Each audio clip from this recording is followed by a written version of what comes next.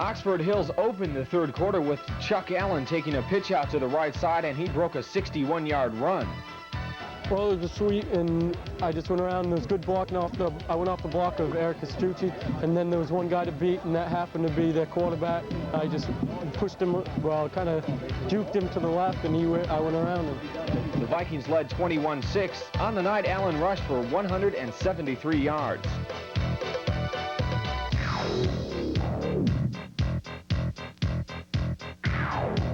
On their next possession, Oxford Hills put together a 10-play scoring drive when Chuck Allen hit Sean Casey with an 8-yard halfback option pass. With Mark LeBlanc's point after, the score was 28-6 Vikings. Oxford Hills held Bangor to just 8 yards rushing for the entire night as they clinched a berth in the PTC playoff with a 34-6 victory over the Rams. For Channel 5 Sports, I'm Paul Davis. So these are the Pine Tree Conference Southern Division standings. Oxford Hills is with their 7-2 mark. These include last night's games. Coney, which is playing today. Bangor now 6-3. So if Coney wins today, they'll be in fine shape. And if they lose today, trouble, because as we check the Pine Tree Conference Northern Division standings, we have a couple of other teams with 3 losses as well. Mount Blue is one of them. Cougars winning last night, and Lawrence, if they win today, they're also 6-3. So we'll have to go into those tie-breaking system. One of them, of course, the last one, of course, the Mealy point system, which you talked about. Skowhegan, though, they've clinched the Pine Tree Conference Northern Division title. Paul Lynch is their head coach, and we asked him about the success of his team.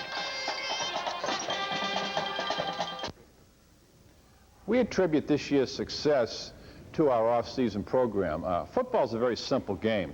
9 months of the year, the players go in the weight room and they work with a coach from our staff. We do plyometrics, we do agilities, we work hard on the weights.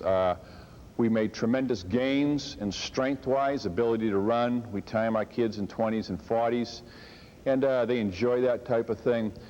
And then once the season starts, it becomes more of a job for the coaches. It gets a little more complex because you have to start putting game plans together. But football is really pretty simple. If you're strong and you can run faster and think better than your opponent, then you're going to win.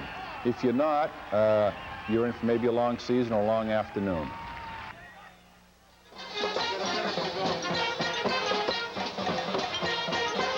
Oh, there you go. And on the West, or down in the Western Division, Class A, Marshwood, a perfect 8-0 after coming up a class. They're certainly haven't slowed down at all. Biddeford 7-1. They're both in postseason. South Portland is also in good stead.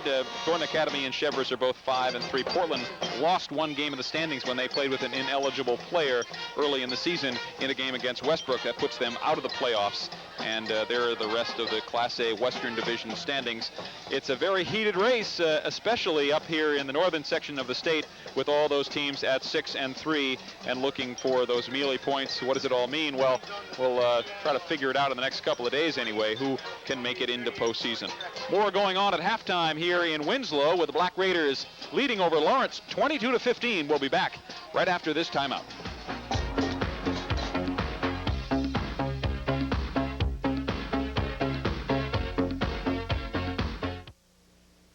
The fact that so many companies out there are trying to key on us and imitate what we're doing shows me that we must be doing something right.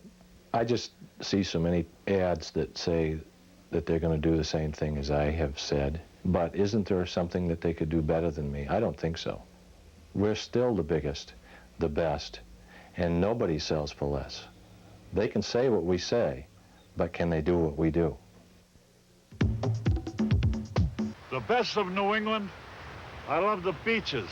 I love the ocean and the woods too. Pretty good for an old man. The best of New England. Playing in the garden.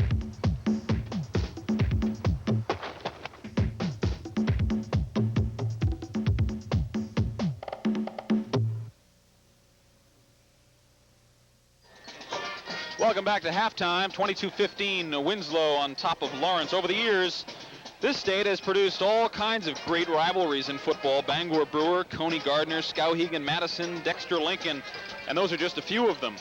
With 65 meetings, Winslow Lawrence is certainly on that list. Manch Wheeler takes a look at this great sports rivalry, how it started and where it began. Winslow's traditional rival, probably up to the year 1972-73, had always been Waterville High School. And in 1973, Waterville went into the Class A division in the state. As a result of that, the rivalry between the two schools diminished a great deal. And Fairfield, being just up the road, we've always had a pretty good rivalry with them in other sports, and it was a natural for the two to start evolving as being two powers in the Pine Tree Conference. Winslow and Lawrence first met in 1924, with the Black Raiders winning 30-0. Since then, the two teams have played 68 times, with Winslow holding a 42-17 advantage. There have been 5 tie games. The game started back in 1924 when Bill Mansfield started football here in Winslow. As a matter of fact, he started football in 1922. Bill Mansfield had a 9-1 record against Lawrence in the years that he played. The interesting feature about that 9-1 record is the fact that Bill Mansfield's teams, in playing Lawrence, scored 276 points and only had 6 scored against them, which in itself is rather amazing. And just what does a rivalry like this mean to the coaches, players, and community? Well, the rivalry itself, I think, is unique in both towns. I think you grow up from a young child hating the other school, and it isn't until high school when you actually get to meet some of these other players that you're going to be playing against that you develop a mutual respect. You get to be friends with kids on both sides of the rivalry. It's a battle of pride. It's a measuring stick by which we have to decide on how good our football program is. And it is a tradition, but it's a tradition that just isn't amongst the football players or the students. It's everyone, which includes the city itself. Both Waterville and Winslow are traditionally blue-collar communities. You'll find that a lot of the parents work together in the local mills and factories, and as a result of this, there's just a lot of hype and build-up to the game in the mill. It starts at the beginning of the season. It's sort of bragging rights for the community between the two schools. It's a very rich rivalry of the orange and black. You know, it's colors orange and black to Lawrence or something that we don't really like that color. We like the blue and the gray, basically. Getting ready was never a problem.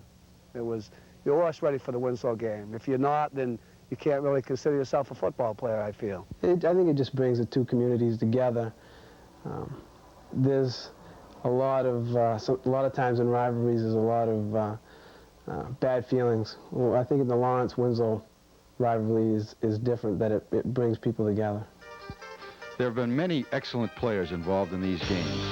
In 1969, the first annual Booster Club Trophy game, Lawrence bombed Winslow 41-7. On that day, the Bulldogs received a great defensive game from Mike Mealy, now an assistant coach with Lawrence. And the offense was sparked by Steve Gardner, who passed for 4 touchdowns in the running of Paul Carney. The very next year, senior co-captain Jim Terrio and the Winslow Black Raiders got their revenge with a 57-11 victory. Terrio rushed for 150 yards and 2 touchdowns. What I recall particularly is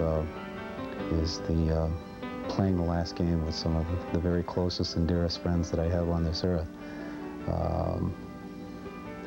The most vivid memory is Rainey DeRosier getting injured, broken leg, right in the first quarter, and things were kind of deadlocking to that point. And then from that point on, we just said to ourselves, hey, we got to win this game.